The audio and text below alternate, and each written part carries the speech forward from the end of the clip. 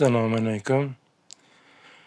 Agar sizdan kelib, sovchi bo'lib kelib bir kishida qandayligini so'ralsa yoki bir kishini yomonligini bilsangiz, ba'zi birlarni ogohlantirib qo'ysangiz, bu islomda g'iybat hisoblanmas ekan.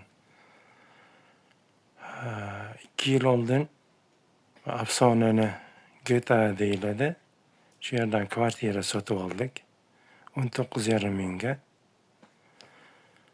O'tgan yili bahorda bitqizib, remont qilaverasizlar, yozgacha topshiriladi deyishgan.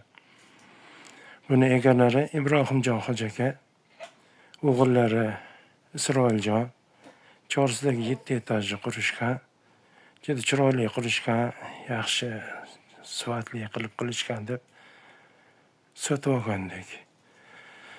Endi bu yil ham bitqizib berishmaydi shekilli. 2 yildan beri sarsonmizda, bularga endi qo'llarida pullari bor. Hoji aka, Ibrohimjon akani o'zlari uylariga borganmiz, jangilab tashlashgan. 6 sotiq joyi o'zida bitta basseynlari. Endi pul bor odam haliga 1000 ta ariza yo boshqa befoyda ekan. Hozir rosa to'palan qilsak, 2 yil mana $18,000 ishlatib, rosa to'palan qilsak, yo qaytarib berishadi, yo bilmadim. Endi yomon odamlardan tuhmat kutsa ham bo'laverar ekan. Shunga ogohlikka chaqirib qolamiz.